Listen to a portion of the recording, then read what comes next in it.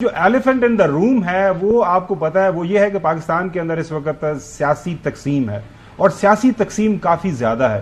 آپ کراچی سندھ کے اندر آپ نے دیکھا کہ تمام جو قوم پرست جماعتیں ہیں وہ سڑکوں کے اوپر ہیں, ان کے اپنے خدشات ہیں.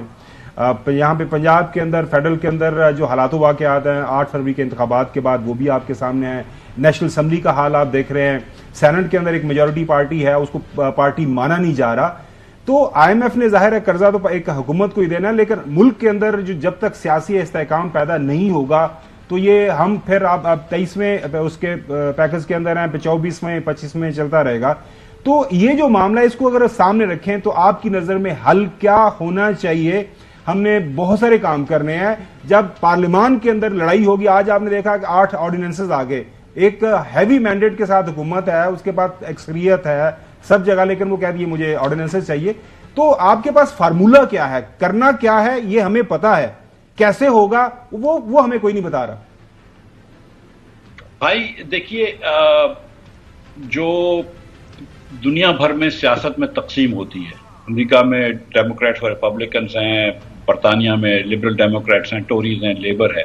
ہمارے یہاں سیاسی تقسیم سے ہم آگے بڑھ کے سیاسی نفرتوں میں اور سیاسی دشمنیوں میں چلے گئے. اب آپ بھی جانتے ہیں کہ اس کا حل یہی ہے, جیسے اگر این ایف سی کی بات کری, نجکاری کی بات کری, دیگر چیزوں کی آپ بات کریں تو اس کا حل یہی ہے کہ ساری سیاسی قوتیں جو ہیں, جس میں عمران خان کی پارٹی بھی شامل ہے اور سب سے بڑی پارٹی تھی وہ, ان سب کو مل کر بیٹھنا چاہیے.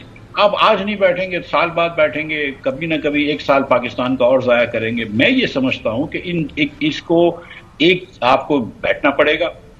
اس کے بعد خان صاحب کی جو شکایتیں ہیں الیکشن کے تحت, اس کو سیریس لے لینا پڑے گا.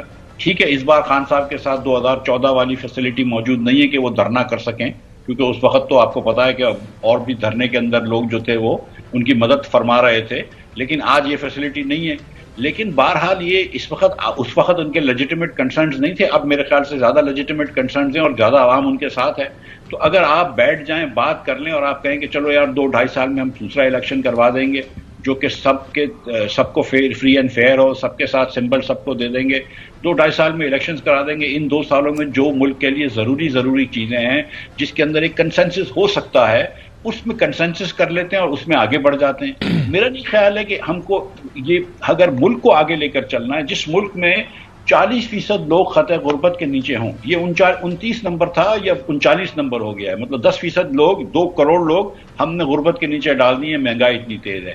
جس ملک کے اندر 78% 10 سال کا بچہ 2 جملے نہیں پڑھ سکتا ہو, اس ملک میں شاید سیاستدانوں کو یہ سوچنا چاہیے, اور سیاستدانوں کے علاوہ دیگر اسٹیک ہولڈرز کو سوچنا چاہیے کہ یار کچھ پیچھے کے مسائل کے اوپر مٹی پاؤ, مل کر بیٹھو اور آگے کا کوئی راستہ کرو.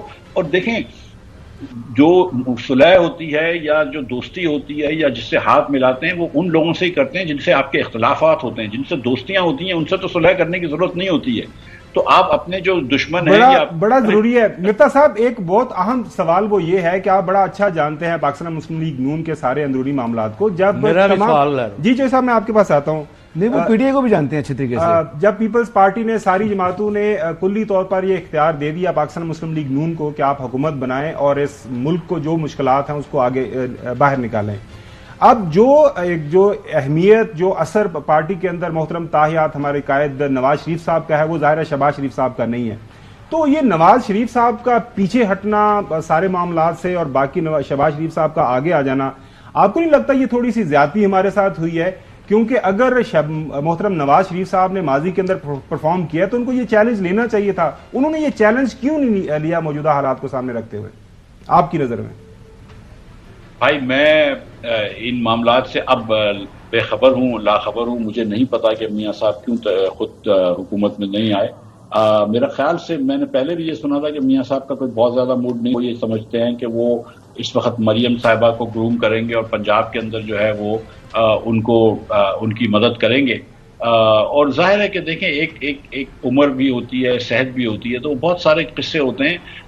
تو میاں صاحب نے شاید سمجھا کہ بہتر ہے. میرے خیال سے شاید دیگر قوتوں نے بھی سمجھا ہوگا کہ شاید شہباز شریف صاحب اگر جو ہے وہ پیپلز پارٹی اور ایم کیو ایم وغیرہ سے زیادہ آسانی سے وہ حکومت بنا لیں گے. لیکن مجھے اس کے بارے میں سچی بات ہے کہ چوہی صاحب کوئی لاسٹ سوال کرنا چاہیں گے؟ مفتا صاحب, مسئلہ 2 ہے. ایک تو مہنگائی اور بے روزگاری ہے جس کے ہاتھوں قوم جو ہے پس گئی ہے, اس پر قابو پا لیں، دوسرا IMF کی کنڈیشنلٹی ہے، اور تیسرا جو عوام کا عدم اعتماد ہے حکومتی اداروں پر، اس کو کس طرح ریسٹور کرنا ہے۔ تو اس پر کوئی ان کے پاس فارمولا یا کوئی پروگرام یا ایجنڈا نظر نہیں آتا۔ دیکھیے جوئی صاحب، اکثر لوگ جو ہے نا وہ اپنی پاکٹ بک ووٹ کرتے ہیں، مطلب یہ کہ وہ اپنے معاشی حالات کے پیش نظر وہ سیاسی حالات کو دیکھتے ہیں۔